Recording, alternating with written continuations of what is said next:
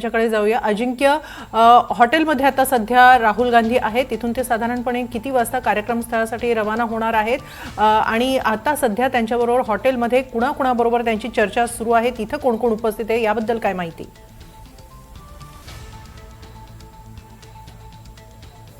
खरं तर जो राहुल गांधींचा अधिकृत दौरा आहे त्या दौऱ्यामध्ये सांगण्यात आलेला आहे की 30 ते 40 मिनिटं राहुल गांधी जे आहेत ते मी जिथं आत्ता सध्या उभा आहे त्या हॉटेलमध्ये थांबतील. खरं तर ज्यावेळी राहुल गांधी पुणे विमानतळावर आले त्यावेळीच राहुल गांधींना घेण्यासाठी जे राज्यातील सगळे नेते गेले होते, विश्वजित कदम असतील, हर्षवर्धन सपकाळ, सतेज उर्फ बंटी पाटील असतील किंवा पुण्यातील जे महत्त्वाचे नेते असतील, हे सगळे नेते जे आहेत, विजय वडेट्टीवार देखील आहेत, हे सगळे नेते राहुल गांधींसोबतच आत्ता या हॉटेलमध्ये आहेत आणि राज्यातील प्रमुख नेते सध्या हॉटेलमध्ये असून या राज्यातील प्रमुख नेत्यांशी सध्या राहुल गांधींची चर्चा सुरू आहे. आणि आपण पाहतोय की या राहुल गांधी या हॉटेलमध्ये असल्यामुळे जे लोक आतमधून बाहेर येतात किंवा बाहेरमधून आत जात आहेत त्यांची पूर्णपणे पोलिसांकडून या हॉटेलच्या सिक्युरिटीकडून तपासणी केली जाते.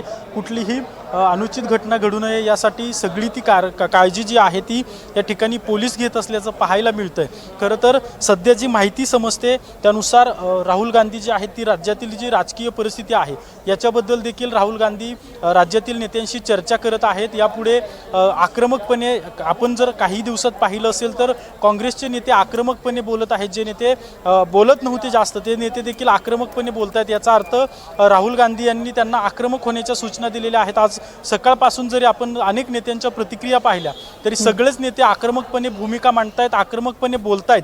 त्यामुळे पुढची रणनीती जी आहे ती महाराष्ट्रात कशा प्रकारे राबवली जाईल, पुढची राजकारणाची दिशा महाराष्ट्रासाठीची काय असेल याची देखील चर्चा सुरू असल्याची सध्या माहिती समजते. रात्री जो राडा झाला होता तो नेमका काय झाला होता हे एकदा सांगाल प्रेक्षकांना?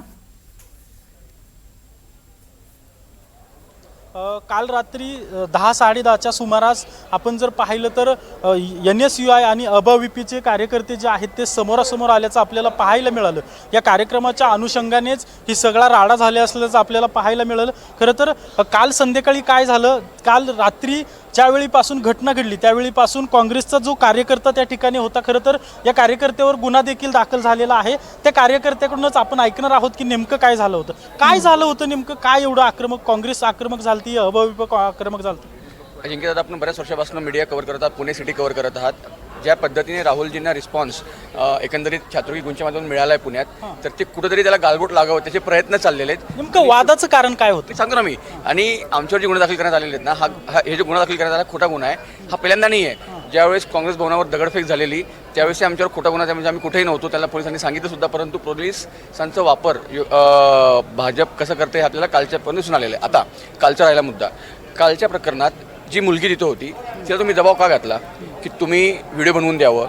सोपी मागणी. ती मुलगी रडली, तिला प्रेशराईज केलं की तू व्हिडिओ बनवून दे, की NSUIच्या मुलांनी तुला जाणून बुजून हे केलेलं आहे, त्रास दिला आहे किंवा हे.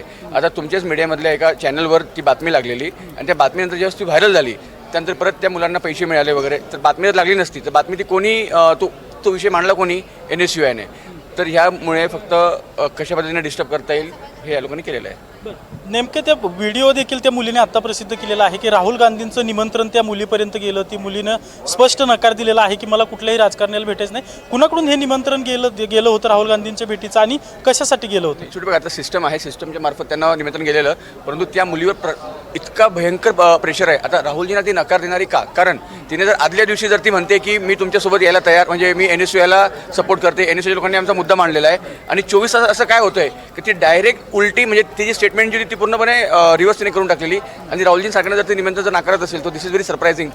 त्याचं कारण काय आपण शोधलं पाहिजे. पण जे युवा मोर्चाचे, भाजप युवा मोर्चाचे कार्यकर्ते आहेत ते सांगतात की विद्यार्थ्यांना NSUIकडून डांबून ठेवलं होतं, विद्यार्थिनींना मारहाण झाली, डांबून ठेवलं होतं. हे कितपत खरं आहे? विद्यार्थ्यांना आता एंट्री मिळेल का हॉस्टेलमध्ये? डांबून ठेवलं, डांबून कुठं ठेवलं? एकही विद्यार्थी तुम्हाला मिळाला का ज्याने सांगितलं का आम्हाला डांबून ठेवलं होतं असं वगैरे? हे फक्त नॅरेटिव्ह आहेत, चुकीचं नॅरेटिव्ह, चुकीची माहिती या लोकांनी बाहेर पसरवलेली आहे. असं काहीच घडलेलं नव्हतं. उलट भारतीय जनता पक्ष, ABVPच्या लोकांनी जे आहेत त्या मुलांनी आणि विद्यापीठ प्रशासनाने त्यांना हात दाबून ठेवलेलं. आता तुमच्यावर गुन्हा दाखल झालेला आहे, पोलिसांनी चौकशीसाठी बोलवले आहे का किंवा पोलिसांकडून काही नोटीस वगैरे तुम्हाला आली का? काहीच आली नाही. आम्हाला तुमच्यासारख्या मीडियाच्या मित्रांकडनं सकाळी 6:30 वाजता माहिती मिळाली. आमच्या गुन्हे दाखल करण्यात आलेले आहेत, 8 कलमं लावलेली आहेत. आणि आमचे जे 2 पदाधिकारी आहेत ते अजूनही संचिती हॉस्पिटलमध्ये आहेत. एकाचा हात फ्रॅक्चर आहे, पाय फ्रॅक्चर आहे, त्याच्यावर काहीच आहे नाही. सुमोटो गुन्हा सुद्धा दाखल करून घेण्यात आलेला नाही आणि पोलीस प्रशासन यावेळेस पूर्णपणे भारतीय जनता पक्षाच्या दबावाखाली काम करत आहे. मागच्या वेळेसचा जो गुन्हा आहे त्याबद्दलची माहिती पोलिसांनी द्यावी.